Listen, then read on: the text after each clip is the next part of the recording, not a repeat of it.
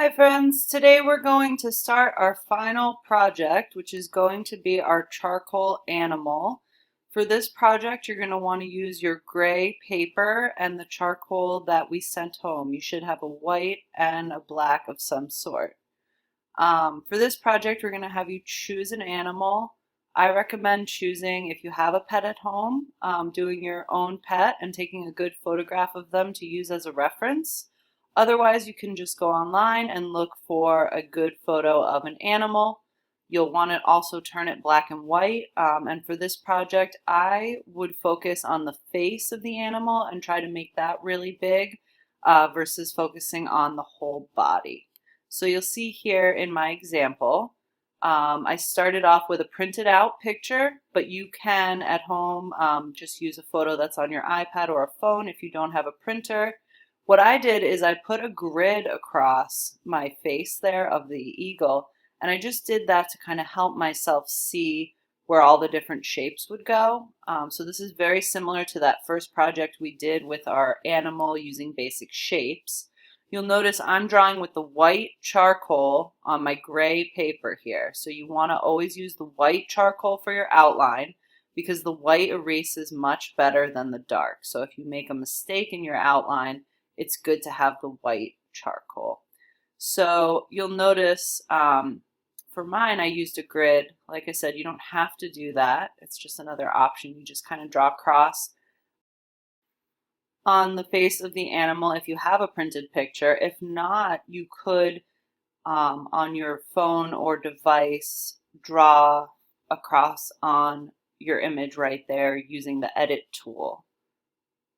You can also just go back to your basic shapes that you're used to using. So notice now I drew the eye. I did a very close-up of the face for this one, and I recommend doing a close-up of the face of your animal. It's a little bit easier sometimes to focus and to also be able to put details in a larger area. Makes it a bit easier.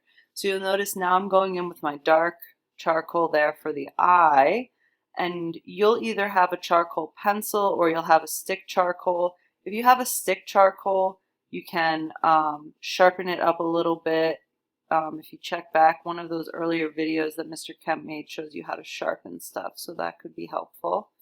So you'll notice here I am filling in some areas of dark. I'm using my reference photo. And the great thing about charcoal is you can draw white right on top of black, although I am going to draw the highlight areas and kind of mark them off so I don't accidentally make them too dark. It's much harder to erase dark charcoal than it is to erase white charcoal. And you'll notice too, I'm going to use my blending stick for this because you want to make sure you blend all your charcoal as well.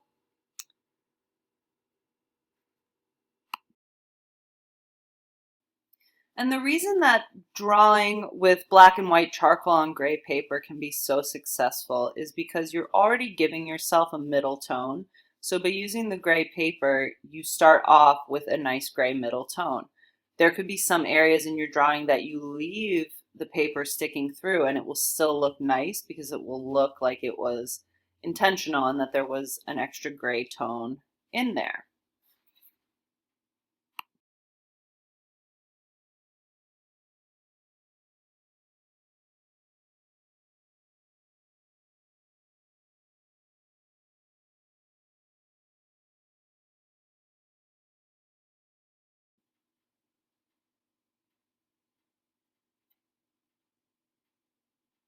So you'll notice here that I keep going back and forth with the black and the white. And that's another trick to charcoal is after you blend something, you want to go back in with a nice sharp point and kind of re-outline some of those areas. So for charcoal, you don't want to just blend it and say, okay, I'm done. You want to blend it and then kind of go back in there with other layers.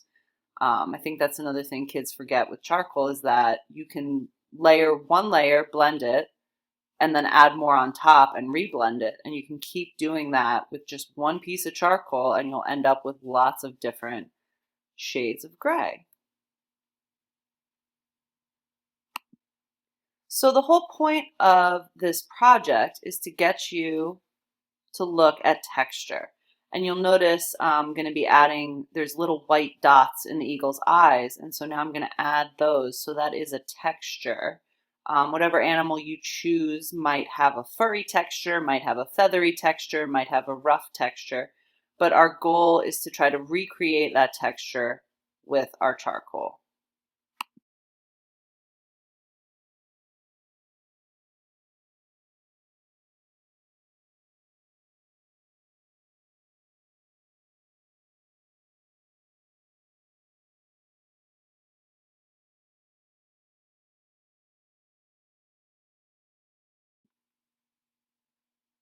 So here you'll see I'm starting to lay in some white charcoal for the top feathers.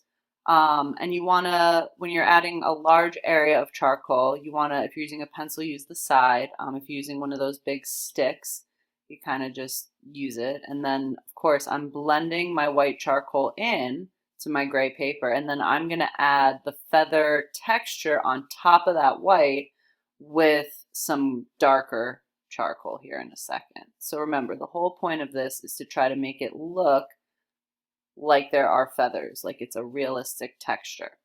So even after I blended that white, I'm able to go back over that with the white pencil and add even whiter areas. So keep that in mind as well.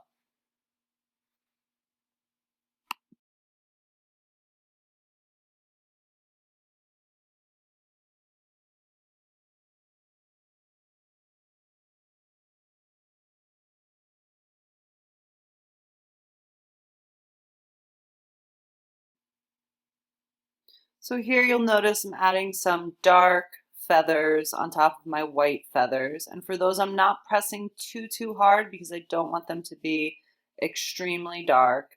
And I'm always going right back to my reference photo and just really looking and making sure I'm putting the feathers in the right spot, the darker ones in the right area next to the lighter ones, and so on.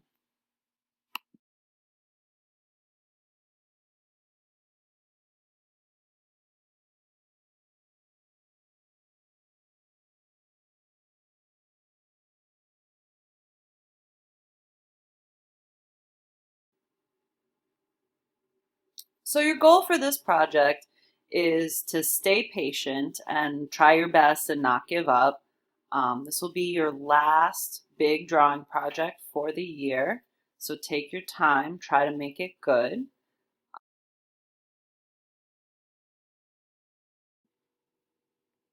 Don't forget, you can draw white right on top of black and black right on top of white.